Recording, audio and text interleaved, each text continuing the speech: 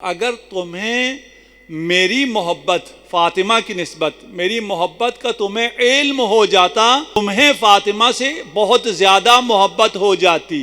یہ اگر ہمارے لیے بھی ہے یا نہیں ہے؟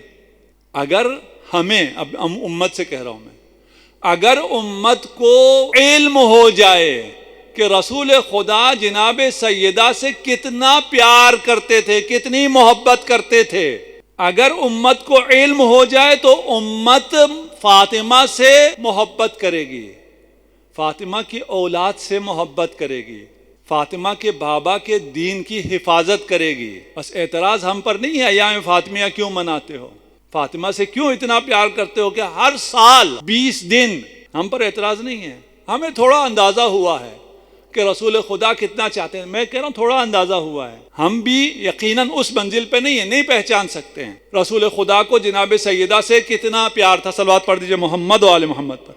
ایک شخص ہے، وہ قوم میں ہوا کرتا تھا، اور محرم کے ایام میں ایک خطیب کو اس نے دعوت دی۔ خطیب آیا پہلی محرم کو، اس نے کہا جی جناب سیدہ کے مصائب پڑھنے۔ اس نے کہا ٹھیک ہے، ایک رات پڑھ دیں گے۔ دوسری رات ہوئی تو اس نے کہا آج بھی جناب سیدہ کے مصائب پڑھنے۔ اس نے کہا یہ تو عشرہ محرم ہے، عشرہ محرم کے اپنے مصائب ہیں، پہلی محرم کے اپنے مصائب ہیں، دوسری کے اپنے مصائب ہیں۔ کہا نہیں، آپ جناب سیدہ کے ہی مصائب پڑھیں۔ تیسری رات اس نے پھر درخواست کی کہ آج بھی آپ جناب سیدہ ہی کے مصائب پڑھ دیں۔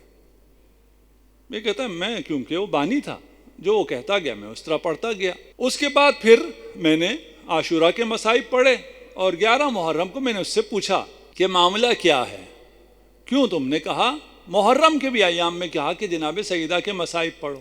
اس نے کہا کہ میں پہلے شیعہ نہیں تھا، میرا تعلق عامہ سے تھا، مجھے خدا نے ایک بیٹی دی تھی، میں دبئی میں رہتا تھا، اور مجھے اپنی اس بیٹی سے بڑا پیار ہو گیا، اور اس نے جب بولنا شروع کیا، بابا بابا کہنا شروع کیا، تو سارا دن جب کام پہ رہتا تھا دل چاہتا تھا واپس گھر پہنچوں اور بیٹی سے بابا سنوں۔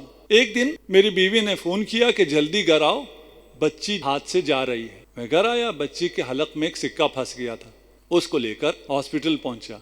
دبئی میں آپ کو پتہ ہے جو ہاسپٹل ہیں وہاں پر اکثر کرسچنس ہیں، باہر سے آئے ہوئے ہیں، گورے ہیں۔ ان سے کہا میری اس بچی کو بچا لو۔ انہوں نے جب حالت دیکھی تو انہوں نے کاغذ دستخط کرائے کہ اگر اس کی جان بچ گئی تو اس کی آواز نہیں بچ سکتی، ہم آپریشن کریں گے، اس کی آواز ختم ہو جائے گی، آپ دستخط کر دیں۔ کہ بچی کی جان اس کی آواز سے زیادہ پیاری تھی، دستخط کر کے کاغذ کو تھما دیا۔ پھر دل میں خیال آیا، مدینہ کا رخ کیا اور رسول خدا سے کہا کہ اے رسول اللہ، اللہ نے آپ کو بھی ایک بیٹی دی تھی، مجھے بھی ایک بیٹی تھی، آپ جتنا اپنی بیٹی کو چاہتے تھے اتنا میں اپنی بیٹی کو چاہتا ہوں، میں آپ کو وسیلہ بناتا ہوں، اگر میری بیٹی کو شفا مل گئی تو میں فاطمہ کا شیعہ بن جاؤں گا۔ میرے دل میں یہ خیال آیا، میں ابھی گڑگڑا ہی رہا تھا، رو رہا تھا، جناب ختمی مرتبت کو وسیلہ بنا ہی رہا تھا کہ ڈاکٹر باہر آیا اور کہا مبارک ہو مبارک ہو، تمہاری بچی کو مسیح نے شفا دے دی۔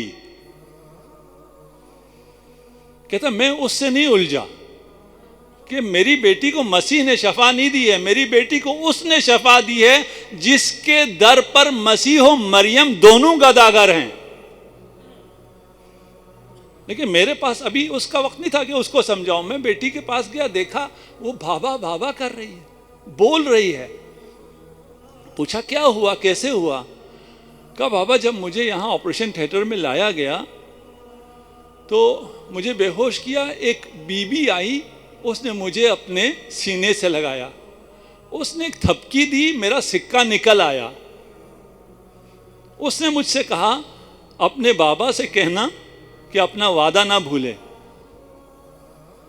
اس نے وعدہ کیا تھا نا کہ وہ میرا شیعہ ہو جائے گا، لیکن ایک بات اور بتانا اسے، اس نے کہا تھا میرے بابا سے کہ جتنا آپ اپنی بیٹی کو چاہتے ہیں اتنا میں اپنی بیٹی کو چاہتا ہوں، واللہ جتنا میرے بابا مجھے چاہتے ہیں اسے تم سوچ بھی نہیں سکتے ہو۔